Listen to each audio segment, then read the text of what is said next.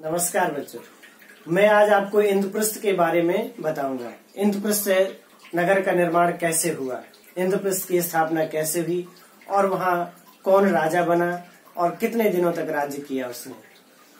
इंद्रप्रस्थ की जो पृष्ठभूमि है उसे जान लेना आवश्यक है। इंद्रप्रस्थ खांडव वन क्षेत्र खांडवप्रस्थ में था और ये जो जगह थी हस्तिनापुर के पूर्ववर्ती जो राजा हुए हैं जिनमें नहुस, ययाति, पुरु आदि इन राजाओं की ये राजधानी थी। बाद में खांडवप्रस्थ क्षेत्र से अलग हट करके हस्तिनापुर नाम की नई राजधानी बसाई जाती है। उसके बाद खांडवप्रस्थ क्षेत्र वनभूमि हो गया, यानी जंगल उगाया उसमें, और उसमें अनेक प्रकार के जीव जंतु, राक्षस, दानव, सर्प यानी नाग जातियां निवास करने लगी। सबसे महत्वपूर्ण जो प्रभाव था वहां पर तक्षक नाग और उसके परिवार का था, जिसमें अश्वसेन भी उसके साथ था, और मैं नामक असुर, माँ या मैं नामक एक असुर का भी वहां प्रभाव क्षेत्र था। तक्षक नाग इंद्र का मित्र था, इंद्र देवता जो देवताओं के राजा हैं, इंद्र उनका मित्र था। तो इनके प्रभाव क्षेत्र से अब खांडव भूमि किसी और दूसरे लोगों के योग्य नहीं रह गई थी। घटनाक्रम बदलता है। वारणावत में लाक्षागृह से पांडव जब बच निकलते हैं, उधर पांचाल देश के राजा द्रुपद अपनी पुत्री द्रौपदी का स्वयंवर आयोजित करते हैं। श्री कृष्ण की भी इसमें एक अहम भूमिका थी। स्वयंवर की शर्त इतनी कठिन थी कि उसे अर्जुन, कर्ण आदि महान योद्धा ही पूरा कर सकते थे। द्रौपदी कर्ण को सूत पुत्र कहकर उस स्वयंवर में भाग लेने से मना कर देती है। इस स्वयंवर को ब्राह्मण वेश में अर्जुन पूरा करते हैं और माता कुंती के कहने पर पांचों पांडवों से द्रौपदी का विवाह संपन्न होता है। चूंकि इधर हस्तिनापुर में जो दुर्योधन और उसके मित्रगण थे, उसके मामा, इन सबको ये लगता था कि पांडव वारणावत में जलकर मर चुके हैं और हस्तिनापुर का राज्य उनके लिए निष्कंटक है। लेकिन जब स्वयंवर सभा में पांडवों का भेद खुल जाता है, तब उनकी जो चिंताएं थी वो फिर उभर कर आ जाती है, ईर्ष्या का भाव फिर उभर करके आ जाता है और वो सोचने लगते हैं कि स्वयंवर के बाद हस्तिनापुर ये लोग वापस आएंगे और फिर राज्य के लिए अपने दावा पेश करेंगे और स्थिति फिर खराब हो जाएगी। इधर हस्तिनापुर में चिंता बढ़ रही थी, मंत्रणाएं हो रही थी। भीष्म को जब ये जानकारी हुई पांडवों के जीवित होने की, वो बहुत प्रसन्न हुए। द्रोण आदि भी बहुत प्रसन्न थे। लेकिन इधर दुर्योधन चाहता था कि पांडव या तो यहाँ वापस आए ही नहीं। कर्ण की भी बहुत भूमिका थी। वो चाहते थे कि हम पांडवों पर आक्रमण कर दें और उन्हें पराजित कर दें। लेकिन विद्वत जनों ने कहा कि अब पांडवों ने की शक्ति बढ़ चुकी है, वो पांचाल देश के राजा के अब संबंधी भी हो गए हैं, उनके मित्र राज्यों की सेनाएं उनके साथ होंगी और पांडवों को पराजित करना आसान नहीं है। अंततः विदुर, भीष्म और द्रोण जैसे महाजनों की सलाह पर यह निश्चित किया गया। धृतराष्ट्र ने उन्हें कहा कि आप सम्मान सहित पांचों पांडवों, माता कुंती और द्रौपदी को हस्तिनापुर वापस ले आए।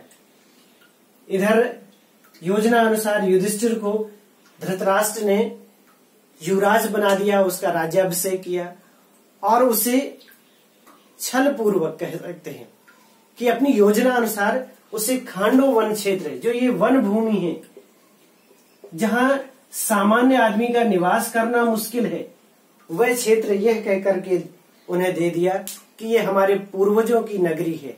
यदि इसे तुम बसा लेते हो और यहाँ राज्य करते हो तो मुझे भी बड़ी प्रसन्नता होगी, ऐसा धृतराष्ट्र ने युधिष्ठिर से कहा। युधिष्ठिर बहुत ही शांति प्रिय और अपने अग्रजों के, अपने ताजश्री की आज्ञा का पालन करने वाले थे। उन्होंने सहर्ष स्वीकार कर लिया। लेकिन सबसे बड़ी योजना में कठिनाई ये थी कि खांडव वन को जलाया कैसे जाएगा, कैसे उसे साफ करके एक नए नगर का निर्माण किया जाएगा। द्वारकाधीश श्री कृष्ण ने इसमें एक अहम भूमिका निभाई और उनके निर्देश पर अर्जुन ने खांडव वन को जलाने का प्रयास किया। खांडव वन से जुड़ी हुई जो मैंने अभी बात बताई थी, तक्षक नाग और अश्वसेन और माय असुर, अनेक वहां नाग और असुर जातियां रह रही थी। इंद्र से मित्रता के कारण इसके पूर्व भी खांडव वन को अग्निदेव ने जलाने का प्रयास किया था। अग्निदेव अपच अजीर्ण रोग से पीड़ित थे। उन्हें जीव जंतुओं के साथ प्रज्वलित अग्नि को ग्रहण करना था और वो खांडव वन जला करके वो पूरा करना चाहते थे, लेकिन वो असफल रहे, क्योंकि इंद्र वर्षा कर देते थे, वर्षा करवा देते थे और वो अग्नि बुझ जाती थी। अग्निदेव ब्रह्मा जी से के पास गए और उन्होंने ब्रह्मा जी ने सलाह दी कि आप श्री कृष्ण और अर्जुन जो नर और नारायण का रूप है, आप इनका सहयोग लेकर के खांडव वन को जला सकते हैं। इधर जब अग्निदेव ने अर्जुन को ये बात बताई और कृष्ण को, तो अर्जुन ने ये प्रस्ताव रखा कि मेरे पास ना तो तीव्रगामी रथ है, न मेरी शक्ति को वहन करने वाला धनुष है। तो अग्निदेव ने वरुण देव से लेकर के गांडीव धनुष अर्जुन को प्रदान किया। गांडीव धनुष का इतिहास भी है, लेकिन यहाँ अभी मैं आपको बताना चाहूंगा कि वरुण देव से लेकर के अग्निदेव ने अर्जुन को गांडीव धनुष प्रदान किया।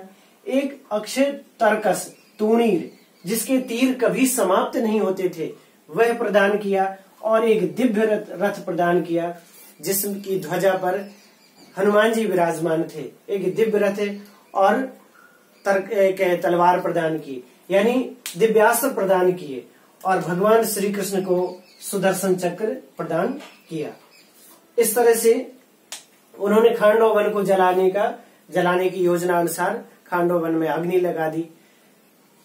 अश्वसेन ने, तक्षक नाग और अश्वसेन ने इंद्र का आवाहन किया और इस अग्नि को बुझाने के लिए कहा, अपनी मित्रता का प्रस्ताव देकर के।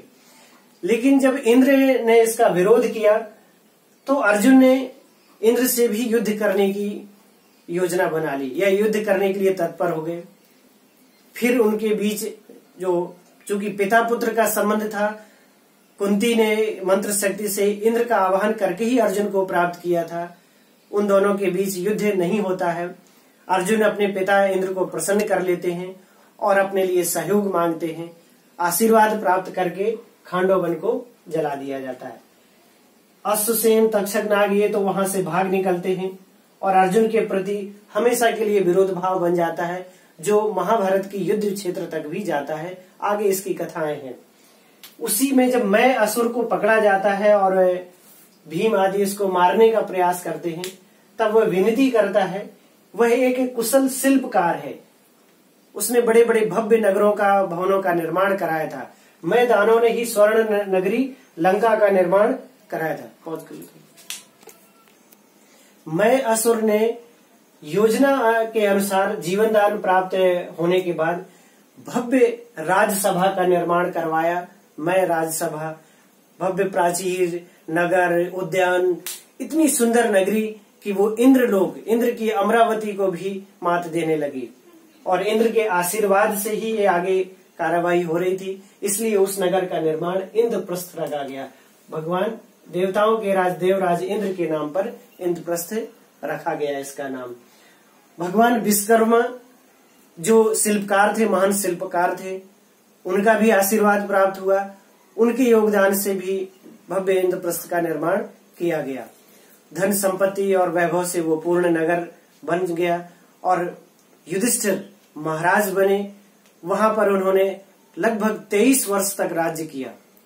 आगे भी इंद्रप्रस्थ की कथा जुड़ी है, जिसे चूंकि क्लास 6 के लिए यहाँ तक पर्याप्त है, मैं आगे संक्षिप्त में बताना चाहूंगा कि इंद्रप्रस्थ में राज्य करते हुए युधिष्ठिर ने राजसूय यज्ञ का भी आयोजन किया।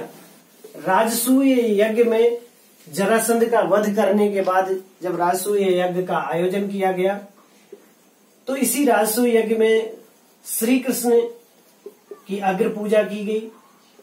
श्री कृष्ण की अग्र पूजा यानी सबसे पहले उनको पूजन किया गया। इसके विरोध में शिशुपाल खड़े हुए, तो शिशुपाल श्री कृष्ण के हाथों मारे गए। इसी इंद्रप्रस्थ में रहते हुए जब आगे चल करके दुर्योधन इस सभा में उपस्थित हुए और यहाँ आकर के उनके मन की ईर्ष्या और बढ़ गई, अपमानित भी हुए। तो उन्होंने आगे चल करके जो जुआ खेलने, शतरंज खेलने की योजना बनाई और इस इंद्रप्रस्थ को जीत लिया जुए में की शर्त के हिसाब से। और युधिष्ठिर इस इंद्रप्रस्थ को हार गए, संपूर्ण संपत्ति हार गए। उन्हें 12 वर्ष का वनवास और 1 वर्ष का अज्ञातवास व्यतीत करना पड़ा।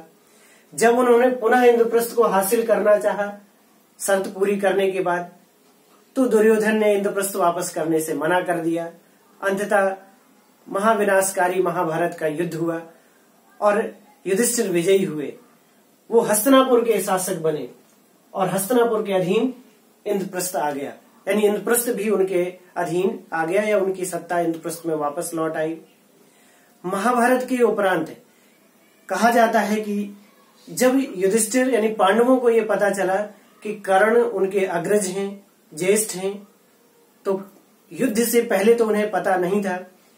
कर्ण का एकमात्र जीवित पुत्र वृषकेतु बच जाता है, शेष रह जाता है।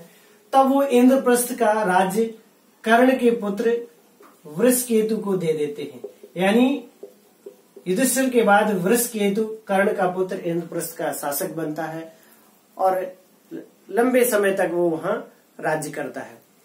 क्योंकि आप जानते हैं कि युधिष्ठिर के बाद हस्तिनापुर महाराज परीक्षित, जो अभिमन्यु के पुत्र थे, महाराज परीक्षित राज्य करते हैं और इंद्रप्रस्थ हस्तिनापुर के अंतर्गत ही राज्य बना रह जाता है।